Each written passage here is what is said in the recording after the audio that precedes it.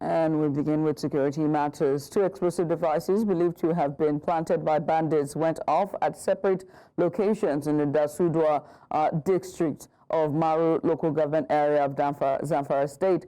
The 2 explosions occurred on the road between Dansadau and Malamawa and another on Malale Road, all in Dansadau District. Umar Ahmed Salisu, a resident of Maru, told News Central that passengers in a truck going to Dansadau weekly market escaped death after the truck loaded with grains ignited the bombs. This is the 3rd explosion in 5 days in the Dansadau Emirate, occurring on Sunday, Wednesday, and Friday. Still on security matters, security operatives have taken over the Gidan Rumfa Palace, the official residency of Emir Muhammadu Sanusi II, creating an atmosphere of tension in Kano State. Now, News Central's correspondent in Kano reports that officers of the Nigerian police have prevented the Emir from attending a stakeholders meeting scheduled to hold in the state. Unconfirmed reports suggest that the incident coincided with plans for the Emir to address a group of economists regarding the contentious tax reform bills. As of the time of this report, police vehicles have blocked all entrances to the palace with no official explanation provided for the heightened security. Authorities are yet to release a statement on the situation. In the meantime, the Kano State Government has expressed its profound dismay and deep concern over the reported blockade of the entrance to the Kufa Kudu Palace of the Emir of Kano, Muhammadu Sanusi II, by heavily armed security operatives. Now, this incident occurred as Emir Sanusi urged the residents to remain calm and avoid engaging in any actions capable of causing unrest. Speaking on behalf of the state governor, Abba Kabir Yusuf, the state commissioner for information, Baba Aliyu Danti, said the unfortunate development has raised concerns and tensions, has also caused distress among the residents of Kano and the surrounding communities. The government reaffirmed its commitment to maintaining peace, stability, and the rule of law across the country, across the state. People of Okuama community in Ugeli South local government area have appealed to the federal government, Delta State government, as well as the Ugeli South local government council to prevail on the military holding and detention their leaders, to release them as they can get proper medical care. Now, they made the appeal while speaking with our correspondent after they got the news of the death of their President General James Ogoroko, who reportedly died in the custody of the military. Take a look. On the 14th of March 2024, Okuama community in Ugeli South local government area of Delta State was left with rebels and deserted by its inhabitants after the killings of 17 soldiers who were said to be on a peacekeeping mission to the community.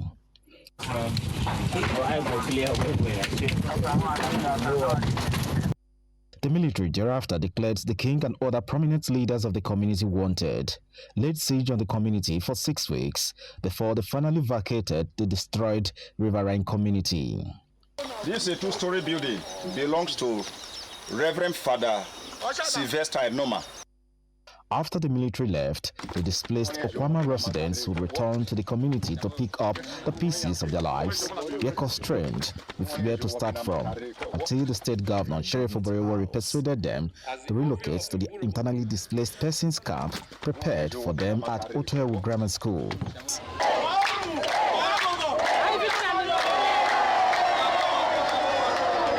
While in the camp, on August 4, 2024, about 6 persons of Okuama community, alongside with their President General James Ogoroko, Treasurer Ekubayi, were arrested by some military personnel over the bloodbath that claimed lives of military personnel.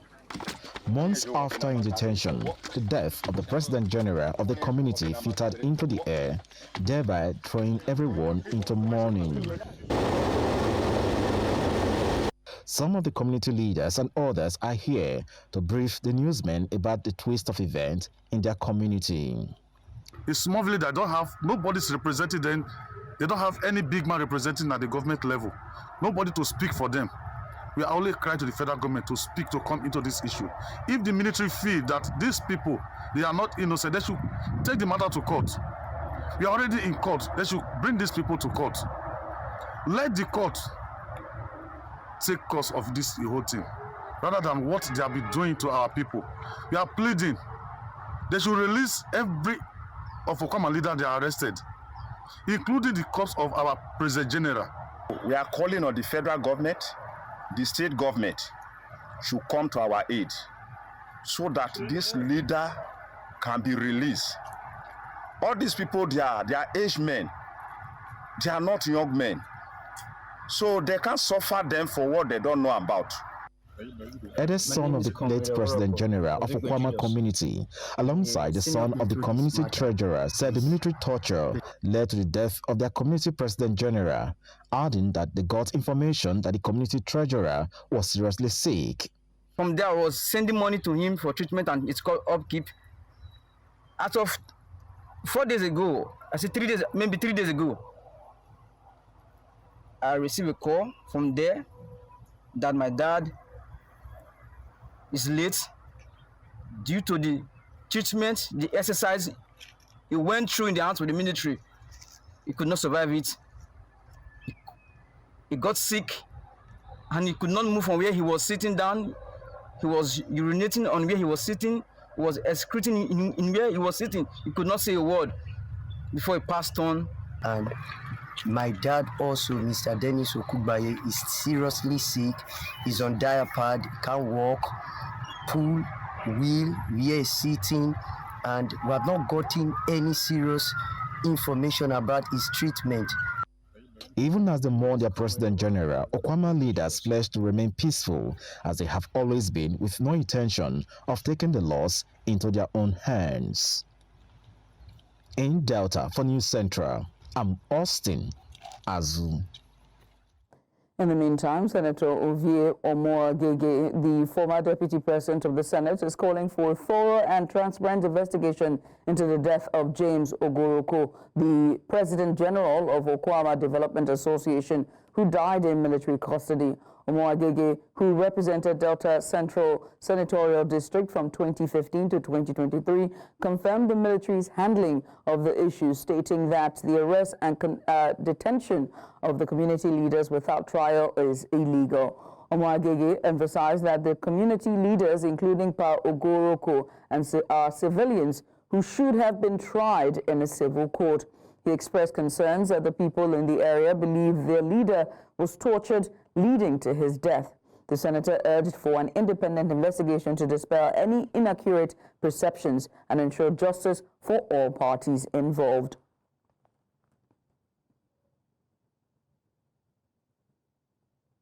The Nigerian police have filed fresh charges against human rights lawyer Dele Farotimi over allegations of cybercrime. The police filed 12 fresh counts against Farotimi, according to court documents. He's accused of transmitting false information and harassing individuals online. Farotimi had appeared in court on Wednesday on initial charges. Now, the police action is seen as a move to frustrate his bail application. The lawyer is known for his advocacy for justice and good governance. The case has sparked concerns about freedom of expression in Nigeria, and the Nigerian police had arraigned Farotimi before an Ekiti state court over allegations of cybercrime. Human rights lawyer and activist Deji Adenuju has accused the minister of the Federal Capital Territory of land grabbing and selling the same land to cronies, leaving the original owners to suffer. The allegation was made during a press briefing in Nigeria's capital, Abuja, when he also criticized government of violating the rights of citizens in the light of the recent arrest and detention of investigative journalist Fisayo Shoyobo and human rights activist Dele Farotimi. Our correspondent Idong Joseph has more on this. Take a look. The public space in Nigeria has recently witnessed increased tension following the arrest of investigative journalist Fisayo Shoyobo and social critic Dele Farotimi. Both were detained over allegations of defamation and crude oil bunkering issues that have sparked heated debates across the country. The police officers who are going all over the place, who are being mobilized from state to state to arrest people, are needed in Zamfara. There's a new terrorist group called Lakurawa or something like that. The police officers are needed. It is because of the idleness of the police and other security agencies that's why insecurity festers in the country. As the federal government intensifies its crackdown on dissent, Deji Adeyanju accused opposition parties of being compromised in the fight for democracy and good governance. Opposition must challenge, opposition must confront the government in power. If my remarks, which comes very strongly about my perception and my resolve about providing credible opposition to the government, if this remark is too hard a pill for the opposition to swallow, then it is most unfortunate and regrettable. Adeyanju also extended his criticism to the Minister of the Federal Capital Territory, whom he accused of land grabbing and using his political influence to illegally acquire public land. One of those recently evicted from her property also expressed her distress, describing her ordeal since her alleged illegal eviction. All the land by his fence as well on the left, he has also demolished and taken it. Just by his fence in that Asokoro Buzape. So, I don't understand what is going on in this country. 2 weeks Friday, they came in without information and they demolished every building there, including the park. I asked why. One of them said I should ask the minister. With allegations of political compromise, corrupt land deals, and suppression of free speech, Deji Adeyanju is calling for more transparency and accountability. He calls on the president to issue an executive order to prevent the police from handling civil matters. In Abuja for News Central, I am Idong Joseph. You're watching news now on News Central Television. We go on a short break. When we return, President Tinubu makes new appointments and names some CEOs for some MDAs. After the break, stay with us. And welcome back. Nigeria's President Bola Tinubu has approved the appointment of Chief Executive Officers for the National Universities Commission, NUC, and the Nigerian Educational Research and Development Council, NARD. And the President also appointed CEOs for the Solid Minerals Development Fund, Presidential Artisanal Gold Mining Initiative, and that's the SMDF, PANMI, and the New Partnership for Africa Development, NEPAD. Now, Bayo Nanuga, presidential spokesperson, said in a statement on Friday that Tinubu appointed Abdullahi Yusuf Obadu, visiting professor at the NUC, as the Commission's executive secretary.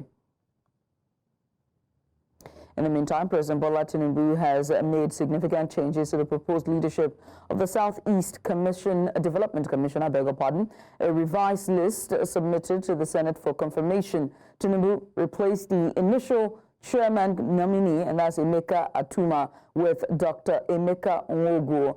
New executive directors have also been appointed, including Stanley Oha Juruka as executive director of finance and Tobe Okechukwu as executive director of projects. Mark C. Okoye will continue as managing director, chief executive officer. The revised list increases the board's membership from 15 to 16. The nominations are subject to Senate confirmation. The People's Democratic Party has expelled Ikenga Imo Ugochinyere, the member representing Idato North, Idato South Federal Constituency of Imo State, with immediate effect. The expulsion is due to allegations of gross indiscipline, insubordination, and anti-party activities, according to the Imo PDP Publicity Secretary, Laslot Obiaka. Ugochinyere was found guilty of deliberately failing to attend party meetings and engaging in unauthorized publicity of disputes within the party. He was also accused of forming alliance or forming parallel executive and organs of the party. The expulsion was conveyed in a letter by the Idiato local government party. chapter of the party. Nigeria's Defense Headquarters has unveiled the nation's Armed Forces 2025 tattoo logo. The Chief of Defense Staff during the launch says that the tattoo logo, which has been carefully designed, will reintroduce regimentation back to the military following years of frontline experience for soldiers battling terrorism and insurgency, and promote the values of discipline, honesty, valor, and honor. He adds that it will also change the perception of the military in the eyes of the public. We have been fighting Boko Haram for about 15 years and still counting. A lot of the younger officers now do not have that experience of being in the units and junior officers and soldiers. So this also gives us the ability to be able to bring all those aspects back to them about discipline, about respect, about loyalty, about value, about the need to stand strong, honesty, dignity, and reason why they should protect Nigerians wherever they see themselves, and for Nigerians to also have a buy-in into the armed forces. We are trying to close that gap between the military and the civilian. We don't want people to look at us as monsters because of past experiences. It's a new military, it's Nigerian armed forces for Nigerians. I want to appeal to all Nigerians to take ownership of this. After 9 years of seizure at the Onne Seaport in Rivers State, the critical equipment required to put the power plant at Alaoji have been recovered. The Managing Director and Chief Executive Officer of Nigeria Delta Power Holding Company, Jennifer Adigiji, was at their facility in Alaoji to inspect the equipment. Now, she says the management is committed to making the project succeed after nearly a decade of standstill due to the held-up equipment meant to facilitate the project. The chief executive, however, says she is dissatisfied at the pace of work being done by the contractor and advised them to step up to have the project delivered on time. We're here to take delivery of some of our critical, very critical equipment that have been stranded at the Onne Airport for close to 10 years. Containing very critical equipment that is required for us to accelerate the progress on the project. They've gained some traction on the project, not to our expectations, but as the management, we're ready to continue to express our commitment to providing all the necessary tools and enablers that would ensure that we maintain the handshake for us to be able to deliver on the project. And so we're working together with them on a very robust recovery plan to ensure that we can recover lost time and that we can deliver on our new targets. We do recognize the fact that there cannot be sustainable socio-economic development without access to electricity. So as one of the cardinal agenda of our leadership, we want to ensure that our projects, we're able to complete them as planned, and we're able to continue to sustain the renewed hope agenda of Mr. President. You're watching News Now on News Central Television. Coming up, voting underway in Ghana's presidential and parliamentarian elections. We have the details after the break. Join us again.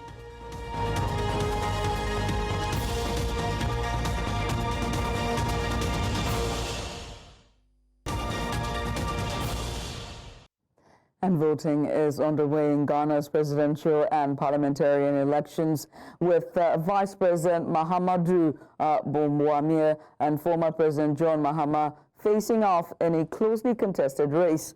Polling stations opened at 0700 GMT and will close at 1700 GMT. Now, full results for the presidential election are expected by Tuesday. The election is seen as a crucial test for Ghana's democracy, with the country seeking to maintain its reputation as one of West Africa's most stable democracies. And now joining us to give us a bit of a live update, we have our correspondent live from the capital, Accra, none other than our international correspondent, Afia Hagen. Afia, well done, and many thanks again for joining us. Very quickly, what's the mood like? What's the latest with you?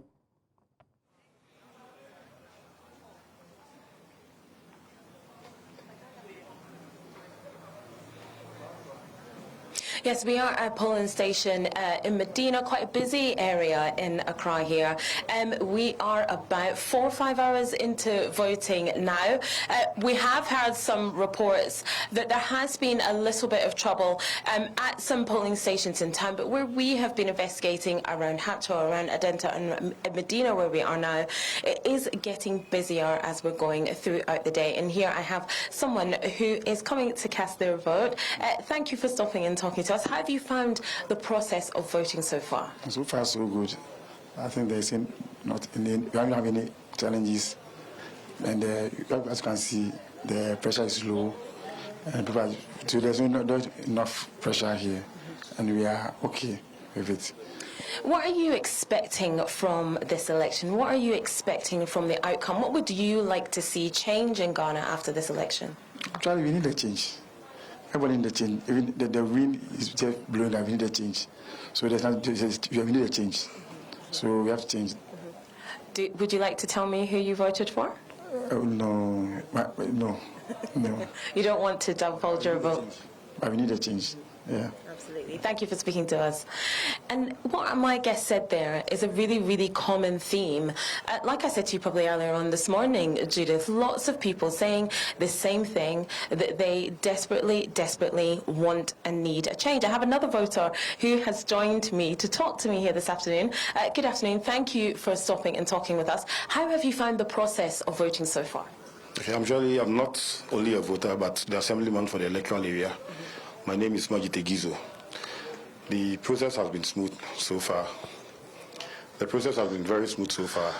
I think it's only about only one polling station where we had the incidents of the Electoral Commission letting us know that they are not supposed to show to us the biometric verification machine, the serial numbers for those machines, and then the stamp. But then, I think later when I came in, I was able to resolve it, and everything went as smooth as it should be. So far, we've not had any serious issue around. And of course, people will be voting right up until 5 o'clock this evening. And after that, that is when the count begins. And of course, everybody wants to know, when will we know who our winners are? Can you give us any indication, perhaps of this polling station, when you'll know who your winner is? Based on the machinations and things that we put in place, by 5 p.m., if we have not finished voting and there are still some people in the queue, the EC will advise, with the help of the security, to allow those already in the queue before 5 go ahead to vote, so that we will not permit any other person to join the queue after 5. So that will be dependent on how many numbers we have within the queue. But once that is done, counting begins. And usually, if I want to compare that to what happened in 2020, usually latest by 6:30 p.m. or 7, we should be done counting, and we will know who had won in a particular police station. And from there, we'll all converge to the collation center, where they will do the overall collation for the constituency, and then we will get to know the overall winner, which usually happens sometime around 12 in the middle of the night. And of course, the presidential election is happening at the same time as the parliamentary elections. Is there any indication from the EC, from the Electoral Commission, when we might have that particular result? Looking at how elections have gone,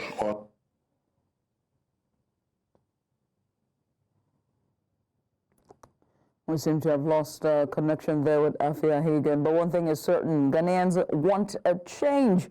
And so they're asking for that change, speaking to one of the election observer there as well as a voter there. We'll come back to her later on from Accra, where she's at, for more updates. But in the meantime, eligible voters in Ghana head to the polls to elect a new president and 276 legislators this Saturday, December 7th, 2024. Now, many are concerned about the required peaceful atmosphere needed for a hitch-free exercise.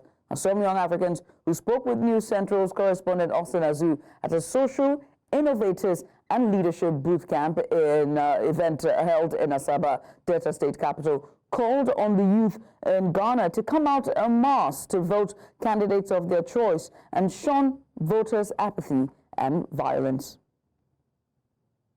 Ghanaians go to the poll. I think it's really exciting, and I know that this will be a defining moment for their democracy.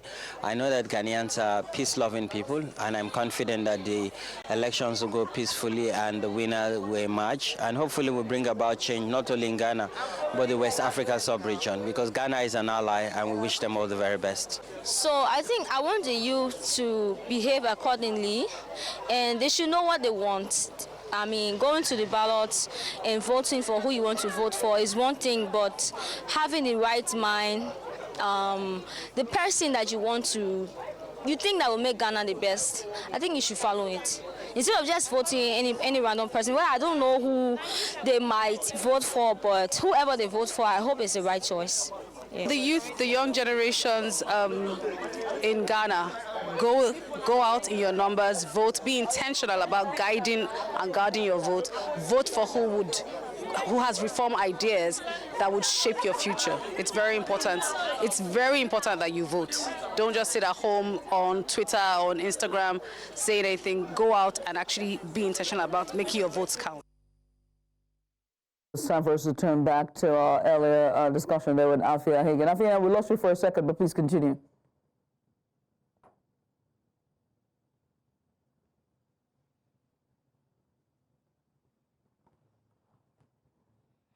Sorry about that, we had some network challenges. So we're speaking to one of the Electoral Commission officers who is in charge of making sure that everything runs smoothly in this area. And so talking to him, he gave us some really, really great insights. He said that, first of all, if you are in the queue by 5 p.m., you will be able to vote. So the message is to people, get in the queue by 5 o'clock. If you are in the queue by 5 o'clock, you will be able to vote. And then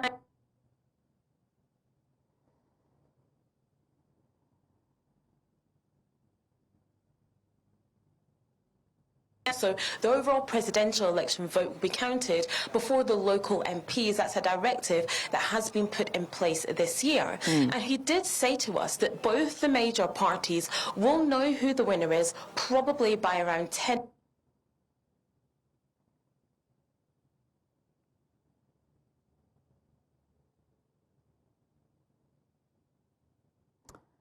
We seem to be having issues there with Afia's connection, bit of connection challenges there for us. We'll try to bring Afia back on for more update regarding the elections ongoing in Ghana. One thing is certain, they do want change. Well, the real question is, can change happen with pluralism? Because it's really just two parties, one who's been in power and the other who's literally the incumbent.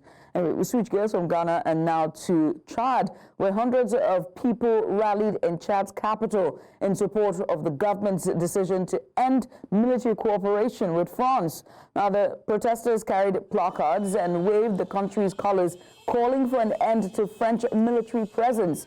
Now, Chad's government announced the decision last week, citing a desire to regain sovereignty in national defense matters. The move reflects waning French influence in the region following the removal of French troops from neighboring countries.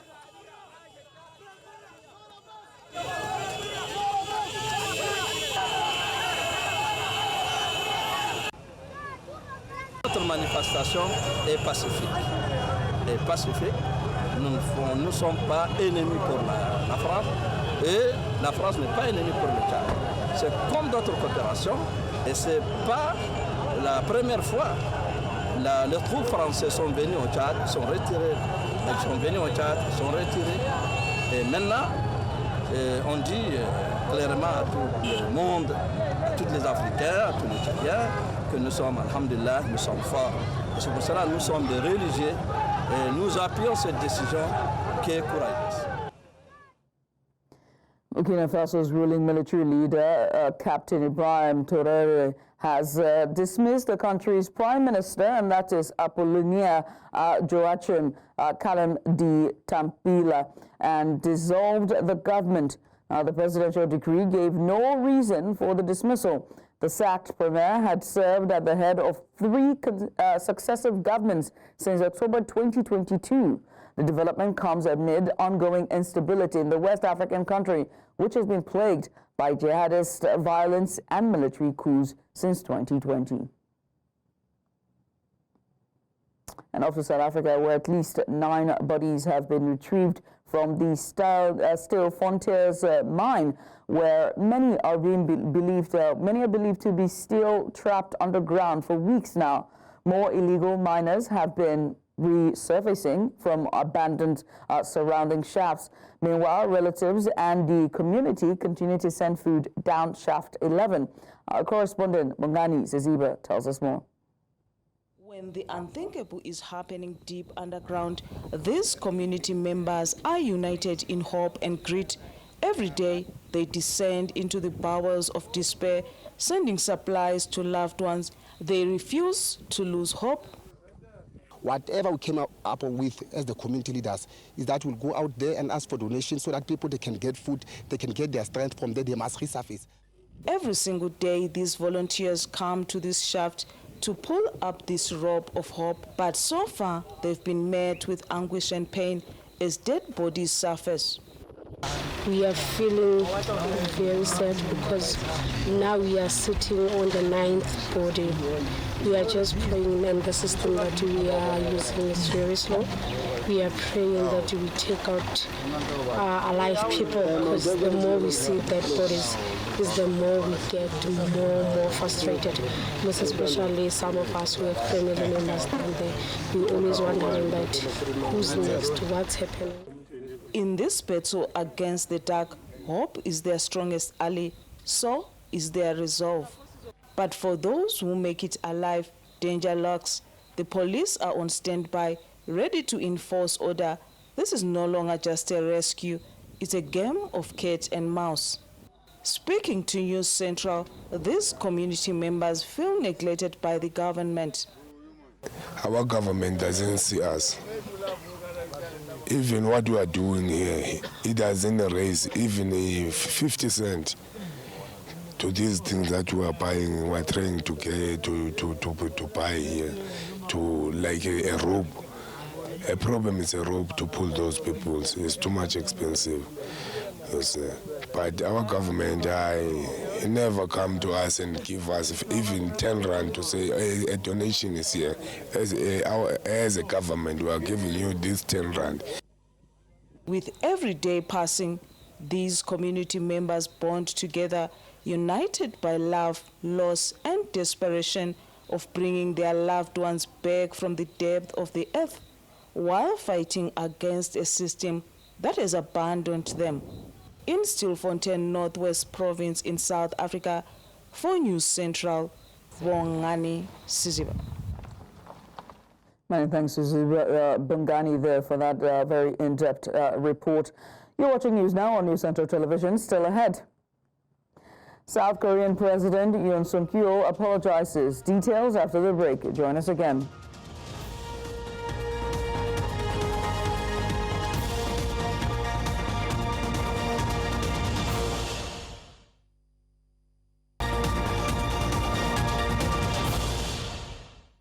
And welcome back. Syrian government forces have lost control of Dara city, a significant blow to President Bashar al-Assad's rule. The city, dubbed the cradle of the revolution, was taken by local armed groups, according to the Syrian Observatory for Human Rights. This development comes after rebels seized control of Aleppo and Hama in recent times. The observatory reports that local factions now control over 90% of Dara province, with regime forces pulling out. Dara province borders Jordan and has been plagued by unrest despite a Russian-brokered truce.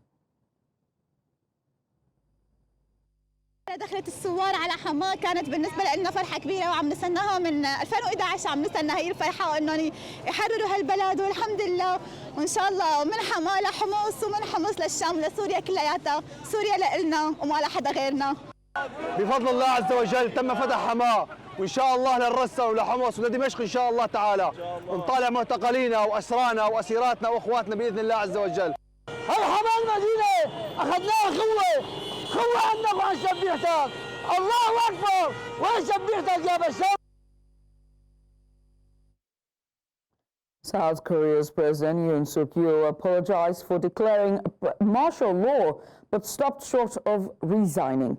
The president's apology came after lawmakers voted down his decree, forcing him to rescind the order. Now, the opposition and some members of Yun's own party are calling for his impeachment, with a vote set to take place in Parliament. Tens of thousands of protesters gathered outside the Parliament building, demanding Yun's resignation. The president's People Power Party is divided on the issue, with some lawmakers opposing impeachment, despite the party head calling for Yun's resignation. 국민 여러분, 저는 12월 3일 밤 11시를 기해 비상계엄을 선포했습니다. 약 2시간 후 12월 4일 오전 1시경 국회의 계엄 해제 결의에 따라 군의 철수를 지시하고 심야 국무회의를 거쳐 계엄을 해제하였습니다. 이번 비상계엄 선포는 국정 최종 책임자인 대통령으로서의 절박함에서 비롯되었습니다. 하지만 그 과정에서 국민들께 불안과 불편을 끼쳐드렸습니다. 매우 송구스럽게 생각하며 많이 놀라셨을 국민 여러분께 진심으로 사과드립니다. 저는 이번 계엄 선포와 관련하여 법적, 정치적 책임 문제를 회피하지 않겠습니다. For today's updates on business news, let's join our business desk.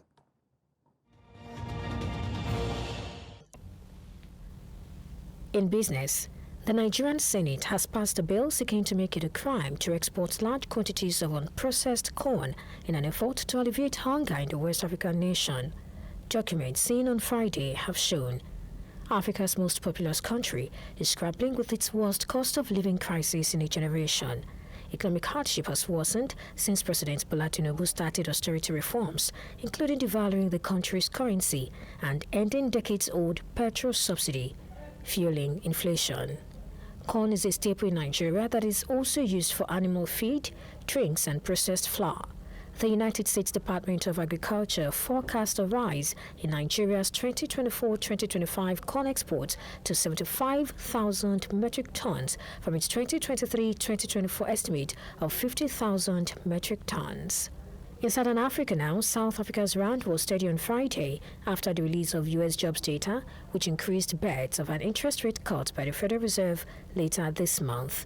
At 15:07 GMT, the rand traded at 18.0075 against the US dollar, not far from its previous close.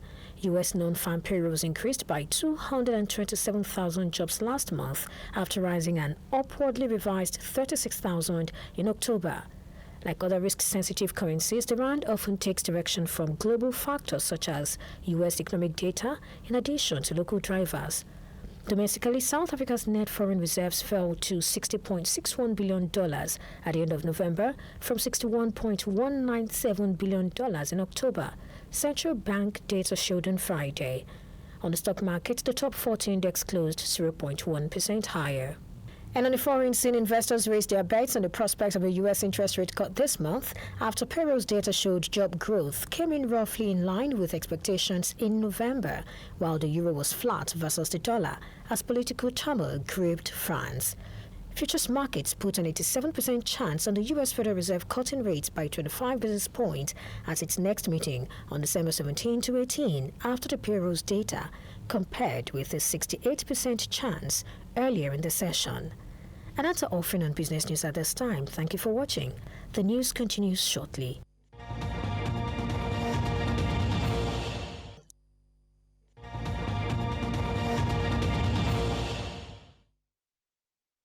Former champions Kano Pillars defeated D Defenders 31-27 in the Nigeria Handball Premier League on Friday in Lagos. Despite strong resistance from their opponents, Pillars used their experience to secure the win in the final moments. Meanwhile, Lagos Seasiders edged out Benue Buffaloes 23-21 in another close game. The match was tightly contested, but the Seasiders held on for the win. The Adamawa Warriors and Sunshine Kings played to a 24-all draw, with both teams losing key scoring opportunities. And in the Women's League, Kosa's Babes triumphed 25-22 over Plateau Peacocks, while Bendel Dynamos fell 33-17 to Rivers Queens. Saturday's fixtures include Seasiders Babes versus Bendel Dynamos and Kano Pillars facing Safety Shooters, among others. And on to cricket, as Nigeria slipped to second place in the 2024 ILT20 Continent Cup after a 5-wicket loss to Uganda on Friday at the Gahanga Cricket Oval in Rwanda. This was Nigeria's first defeat in 3 matches and ended their 7-game winning streak dating back to the 2026 ICC T20 Africa World Cup qualifiers. Captain Sylvester Okwe chose to bat first, posting 133 runs in 10 overs. Suleiman Roshiwe and Salau, Salum were the top scorers, but Nigeria struggled against Uganda's Dinesh Nakrani, who took 4 wickets. Now, Uganda chased down a revised third target of 84 runs in 9.4 overs, with Cosmos Kuwuta leading the way. Uganda now tops the table with 6 points, followed by Nigeria with just 4 points. Shooting Stars have declared their readiness for the Southwest Derby against Sunshine Stars, set to take place at the Remo Star Stadium in Ikene. The Oluyole Warriors aim to avenge last season's 1-0 loss in this fixture, where Moses Omode Emuke's lone goal secured victory for the Akure-based side. The Ibadan club expressed confidence in their squad, emphasizing their determination to battle for 3 points. The highly anticipated clash between these regional rivals promised to deliver a thrilling contest as Shooting Stars seek redemption and Sunshine Stars look to maintain dominance.